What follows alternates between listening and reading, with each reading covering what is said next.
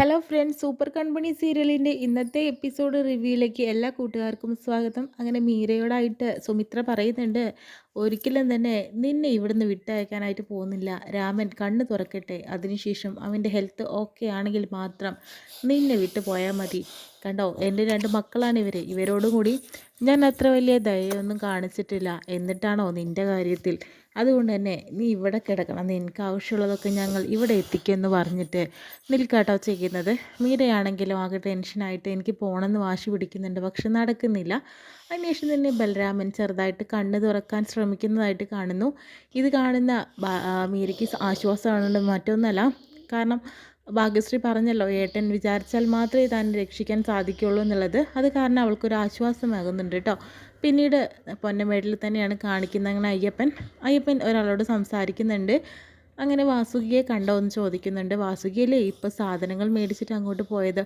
അങ്ങനെ വാസുകിയെ കാണുന്നുണ്ട്. ഓടി വന്നിട്ട്, വാസുകി നീ ഒരു കാര്യം അറിഞ്ഞോ എന്ന് ചോദിക്കുന്നുണ്ട്. നമ്മുടെ രാജാവും രാജ്ഞി വരുന്ന കാര്യമല്ലേ എന്ന് ചോദിക്കുന്നുണ്ട്. അതുമാത്രമല്ല, മണിയേട്ടൻ ഇറങ്ങി കഴിഞ്ഞിരിക്കുന്നു എന്ന് ചോദിക്കുന്നുണ്ട് കേട്ടോ.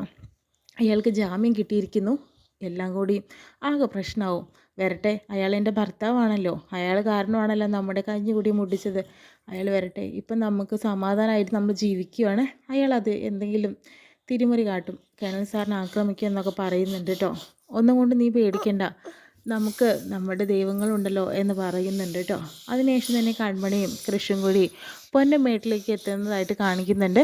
അങ്ങനെ ഇനി 1 മണിക്കൂറും കൂടിയേ ഉള്ളൂ നമുക്ക് ഇനി അവിടെ എത്താനായിട്ട്.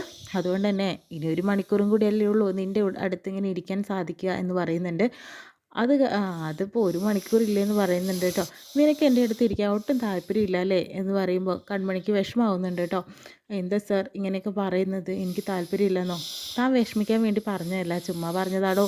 മാത്രമല്ല എന്നേക്കാൾ 1000 ഇരട്ടി ഇഷ്ടം നിനക്കുണ്ടാവുമെന്ന് എനിക്ക് നന്നായിട്ട് അറിയാമെന്ന് പറയുന്നുണ്ട് കേട്ടോ. പിന്നെ ഒരു കാര്യം മനസ്സിലാക്കണം, നമുക്ക് വഴിപാടൊക്കെ കഴിച്ച് വീട്ടിലെത്തിയതിന് ശേഷം നമ്മുടേതായിട്ടുള്ള രീതിയിൽ ആ സ്വിമ്മിംഗ് പൂളിൽ ഒന്നുകൂടി ഒന്ന് കുളിക്കണം എന്നൊക്കെ പറയുന്നുണ്ട്. അതൊക്കെ അങ്ങ് പള്ളി പോയി പറഞ്ഞാൽ മതി, അതൊന്നും നടക്കില്ല. നമ്മുടെ വഴിപാടുകൾ നടത്തി നമുക്ക് തിരിച്ചു വരണം എന്നും പറയുന്നുണ്ട്. കല്യാണത്തിന് അധിക ദിവസങ്ങളില്ലല്ലോ, അതുകൊണ്ടാണെന്ന് പറയുന്നുണ്ട് കേട്ടോ. അതിനുശേഷം തന്നെ എന്നാൽ പിന്നെ അങ്ങനെ ആവട്ടെ. പിന്നെ എനിക്ക് നല്ല വിശപ്പുണ്ട്, ഇവിടെ ഒരു കടയുണ്ട്, നല്ല ഇലട കിട്ടും അവിടെ എന്ന് പറയുന്നുണ്ട് കേട്ടോ. അപ്പോഴത്തേനും സാർ നിങ്ങൾക്ക് അപ്പോൾ ഇലയുടെയൊക്കെ ആയിട്ടാണ് കേട്ടോ കൺമണി കാറിലേക്ക് വന്നിരിക്കുന്നത്. അപ്പോഴത്തേനും താനിക്ക് ഇങ്ങനെ മനസ്സിലായി എനിക്ക് ഇലയുടെ അത്ര ഇഷ്ടമാണെന്നുള്ളത്. സാറിൻ്റെ മനസ്സ് എൻ്റെ കയ്യിലല്ലേ, പിന്നെ എനിക്ക് മനസ്സിലാവാതിരിക്കുമോ? അത് ശരിയാണല്ലോ.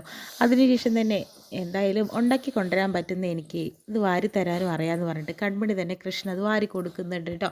ഇപ്പോൾ വളരെയധികം ടേസ്റ്റ് ഉണ്ട്. ഇലയുടെ സ്വാദ് മാത്രമല്ല, നിൻ്റെ കൈകൊണ്ട് കിട്ടുന്നതിനേക്കാൾ മധുരം വേറെ എന്തുണ്ടെന്ന രീതിയിൽ പറയുമ്പോൾ രണ്ടുപേരും പരസ്പരം അത് ഷെയർ ചെയ്ത് കഴിക്കുന്നു. ഇനി നമുക്ക് പൊന്നമ്പേട്ടിലേക്ക് പോവാം, കേണൽ സാറിൻ്റെ വീട്ടിലേക്ക് എന്ന് പറയുന്നുണ്ട് കേട്ടോ. പിന്നീട് അയ്യപ്പൻ അതുപോലെ തന്നെ വാസുകിനി മണിയനെ കാണാനായിട്ട് അവിടേക്ക് എത്തുന്നുണ്ട് കേട്ടോ. അങ്ങനെ ഭീഷണിപ്പെടുത്തിക്കൊണ്ടിരിക്കാൻ അവിടുത്തെ നാട്ടുകാരെയൊക്കെ. കാരണം എന്ന് വെച്ചിട്ടുണ്ടെങ്കിൽ ആ കേണലാണ് എന്നെ അകത്താക്കിയത്, അയാൾക്കിട്ട് പണി കൊടുക്കണം എന്ന രീതിയിലൊക്കെ ചിന്തിച്ചുകൊണ്ടിരിക്കുക. അതിന് വേണ്ടി തന്നെയാണ് ഞാൻ ഇങ്ങോട്ട് വന്നതെന്ന രീതിയിലും പറയുന്നുണ്ട്. അതിനുശേഷം തന്നെ അവിടേക്ക് അയ്യപ്പനും അതുപോലെ തന്നെ വാസുകിയും വരുന്നുണ്ട് കേട്ടോ. വന്നല്ലോ, എന്നെ ജയിൽ കയറ്റാനായിട്ട് ആദ്യം തന്നെ മുന്നിൽ നിന്നവരെന്ന് പറയുന്നു. അതിനുശേഷം തന്നെ മണിയൻചേട്ടൻ വേണ്ട, ആ കേണൽ സാറിനോട് കളിക്കാൻ നിൽക്കണ്ട എന്ന് പറയുന്നുണ്ട്. എന്നിട്ട് നീ പറഞ്ഞത് നീ കാരണമാണ് ഇങ്ങനെയൊക്കെ സംഭവിച്ചത്, ഞാൻ കഷ്ടപ്പെട്ട് പൂട്ടിച്ചതാണ് ആ ഫാക്ടറി, നിങ്ങളൊക്കെ തുറന്നിപ്പോൾ നല്ല രീതിക്ക് അത് കൊണ്ടുപോകണമെന്നുണ്ടെന്ന് ഞാൻ അറിഞ്ഞു. അത് നടക്കാൻ പോകുന്നില്ല, ഞാനതിന് സമ്മതിക്കില്ല. അതിനെന്തെങ്കിലും തീർപ്പ് കൽപ്പിച്ചിട്ട് മാത്രമേ ഞാൻ തിരിച്ച് പോവുകയുള്ളൂ എന്ന് പറയുന്നുണ്ട് കേട്ടോ. അതിനോട് കളിക്കാൻ നിൽക്കേണ്ട എന്ന് പറയുമ്പോഴത്തേക്ക് ആന്തടി നീ കാണിച്ചെന്ന് പറഞ്ഞിട്ട് വാസുകി തല്ലാനായിട്ട് നിൽക്കുന്ന സമയത്ത് അയ്യപ്പൻ തടയുന്നു കേട്ടോ. എന്താടാ, ഞാനിവിടുന്ന് പോയപ്പോൾ നിനക്ക് ഇവൾക്ക് കാവൽ നീയായിരുന്നു എന്ന് ചോദിക്കുന്നു. അങ്ങനെ വൃത്തികെട്ട രീതിയിൽ സംസാരിക്കുമ്പോഴത്തേനും ചേട്ടാ മണിയണ്ണ ഇങ്ങനെയൊന്നും പറയാൻ നിൽക്കരുതെന്ന് പറയുന്നു. പക്ഷേ അയ്യപ്പൻ്റെ കഴുത്തിന് കയറി പിടിക്കുന്നുണ്ട്. അങ്ങനെ വാസുവിക്കാണെങ്കിൽ തല്ലും കൊടുക്കുന്നുണ്ട് കേട്ടോ. എന്തായാലും ആ കേണലിനൊന്ന് കാണട്ടെ എന്ന് പറഞ്ഞിട്ട് പോകുന്നു. അപ്പോഴത്തേനും എല്ലാവരും പുറകെ പോകുന്നുണ്ട് കേട്ടോ. അതിനുശേഷം തന്നെ അവിടെ വീട്ടിലേക്ക് എത്തുമ്പോഴത്തേന് കാക്ക കരയുന്നതായിട്ട് പറയുന്നുണ്ട് കേട്ടോ. എന്താണ് കാക്കയൊക്കെ അറിയുന്നത്, വിരുന്നുകാരോ വരാനായിട്ട് പോകുന്നുണ്ടല്ലോ, ഇവിടേക്കൊക്കെ ആര് വരാനാന്ന് പറഞ്ഞിട്ട് നിൽക്കുന്ന സമയത്ത് തന്നെയാണ് മണിയൻ വരുന്നുണ്ട്. അയ്യോ മണിയൻ ഇനി ആകെ പ്രശ്നമാവുമല്ലോ എന്നുള്ള ടെൻഷനിലായിട്ട് അവർ നിൽക്കുന്നത്. ഇവിടെ ആ കേണൽ എവിടെയെന്ന് ചോദിക്കുന്നുണ്ട്. അങ്ങനെ കേണൽ സാറാണെങ്കിൽ തോക്കും കൊണ്ട് വരുന്നുണ്ട്. നിന്നെ ഞാൻ ശരിയാക്കോടാന്ന് പറഞ്ഞിട്ട് താൻ എന്താണോ ചെയ്യുന്നത് എന്ന് പറഞ്ഞിട്ട് കേണലിനെ അടിച്ച് ശരിയാക്കാനായിട്ട് നിൽക്കുന്നു കേട്ടോ. ആ സമയത്ത് എല്ലാവരും വന്നിട്ട് അയാളെ തടയുന്നുണ്ട്. പക്ഷേ അയാളുടെ ആരോഗ്യം കാരണം എല്ലാവരും അയാളുടെ മുന്നിൽ അങ്ങോട്ട് ക്ഷണിച്ച് പോവാട്ടോ ചെയ്യുന്നത്. അങ്ങനെ കിണലിനെ വീണ്ടും അടിക്കുന്നുണ്ട്. അവിടെ എല്ലാവർക്കും അടി കിട്ടുന്നുണ്ട്. മുഖത്തു നിന്നൊക്കെ ബ്ലഡ് വരുന്നതായിട്ടൊക്കെ കാണുന്നുണ്ട് കേട്ടോ. ആ സമയത്ത് തന്നെയാണ് കൃഷും കൺമണിയും അവിടേക്ക് പറന്നെത്തുന്ന ദൈവദൂതന്മാരെ പോലെ എന്നൊക്കെ പറയില്ലേ, അതുപോലെ അവിടെ എത്തുക കേട്ടോ ചെയ്യുന്നത്.